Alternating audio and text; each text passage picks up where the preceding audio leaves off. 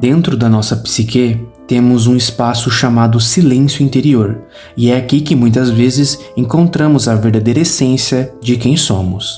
É onde encaramos os nossos próprios demônios, conflitos do que é certo, do que é errado.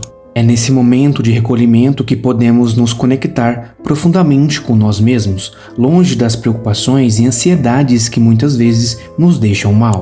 Esse espaço também traduz um comportamento chamado de solitude, na qual uma pessoa sabe muito bem diferenciar os conhecidos dos amigos, a interação social da companhia de si mesmo. Também é um lugar de autoconhecimento, onde estão as nossas verdades mais sinceras. Ultimamente está sendo muito fácil se perder no barulho do mundo, mas é na solitude que encontramos a clareza necessária para nos reconectar com o que realmente importa. Então seja muito bem-vindo ao vídeo que te fará entender melhor sobre a solitude. Algumas pessoas podem ter tido uma infância igual a minha, como cultivar poucas amizades, ter uma personalidade introspectiva e não gostar de interações sociais. Confesso que ainda sou um pouco assim. Mas naquela época também eu sofria bullying e não sabia o motivo ao certo, mas tudo que eu percebia no olhar deles era apenas um ódio. Nas aulas sempre fui quieto, não questionava nada, só gostava de ficar em silêncio observando. Mas quando eu tinha que apresentar um trabalho, eu sofria de ansiedade, minhas mãos tremiam e meu corpo suava. Mas por algum motivo eu gostava de futebol e tinha um amigo ao lado que também gostava. Foi então que o seu pai nos levou para as escolinhas de futebol da cidade e acabei me destacando de alguma forma, e aos 14 anos passei num teste de um clube.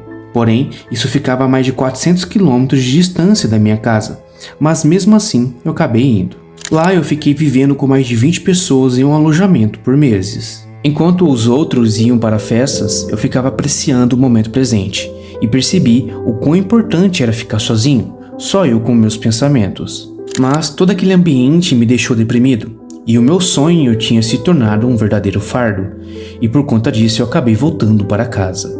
O que eu quero dizer com tudo isso é que para uma boa saúde mental não necessariamente está ligada com a quantidade de relações que você possui. E na jornada da vida encontramos momentos em que podem ser vivenciados de duas maneiras, como solitude ou solidão. Embora possam parecer semelhantes à primeira vista, a diferença entre eles está na forma como percebemos e experimentamos em diferentes contextos. A solitude é como uma suave brisa que acaricia nossa alma, trazendo uma sensação de paz e tranquilidade. É onde encontramos um refúgio do mundo, onde podemos explorar os nossos verdadeiros sentimentos, sem medo do julgamento. Mas a solidão é como uma sombra escura que paira sobre nós, um estado de se sentir isolado e desconectado dos outros, uma experiência muitas vezes dolorosa. E gera uma sensação de angústia, na qual nos perguntamos se seremos sempre estranhos em um mundo que parece não nos compreender. Por estarmos vivendo na civilização mais interconectada de todos os tempos, encontrar esses momentos pode parecer um desafio. Mas qual a origem da natureza da solitude? A palavra solitude tem sua origem no latim solitudo, que significa o estado de estar sozinho. Mas ela não se resume apenas a um estado, mas sim a uma escolha de se desconectar temporariamente ao mundo ao nosso redor, pelos nossos próprios pensamentos. Aqueles que escolhem viver a partir desse estado, muitas vezes são pessoas que valorizam a busca por um significado em suas vidas. Eles entendem que a verdadeira felicidade não vem necessariamente de estar constantemente cercado por outras pessoas, mas sim de cultivar um bom relacionamento consigo. Nesse ambiente não há necessidade de máscaras sociais para esconder a sua verdadeira identidade. E esse é um processo muito importante, porque é onde irá se construir nós como os indivíduos, e não tem um fim, sempre estaremos em constante mudança nos pensamentos, conforme as experiências forem surgindo. Mas você deve estar se perguntando, o que seria essa identidade? Bom, quando pegamos Sócrates, ele diz que a verdadeira identidade de uma pessoa está intrinsecamente ligada ao conhecimento de si mesmo. Por isso, a solitude é um processo natural para a formação da essência da nossa identidade. É um espaço seguro onde podemos explorar as nossas paixões, os nossos sonhos e os nossos medos sem se preocupar com a rejeição. Com uma sociedade que valoriza a interação, é fácil ser influenciado por qualquer ciclo social. É só olhar para quando éramos pequenos. Sempre teve aqueles considerados os mais populares, os mais divertidos e os mais descolados, enquanto aqueles mais introvertidos eram considerados estranhos. Nesse ambiente cultural em que crescemos, e as comunidades às quais pertencemos moldam os nossos valores, as nossas crenças e os nossos comportamentos. Nossas identidades muitas vezes são formadas em resposta às normas e às expectativas culturais que nos rodeiam. Por isso é na solitude que podemos realmente entender quem nós somos de verdade. Essa pessoa que abraça esse momento encontra em si mesma uma fonte de paz. Ela aprende a se conhecer profundamente, a apreciar sua própria companhia e a encontrar alegria nas pequenas coisas da vida. A solitude escolhida não implica em solidão forçada. É uma oportunidade para cultivar um amor próprio. Ela compreende que a felicidade não está na sua popularidade, mas sim na qualidade de tempo com o que realmente importa para si. Para os estoicos como Epicteto e Sêneca, esse assunto era visto como uma oportunidade para o autoconhecimento e o desenvolvimento pessoal. Eles acreditavam que ao ficar sozinho poderia levar à construção de sua virtude, permitindo que o indivíduo se concentrasse em nada além dele mesmo.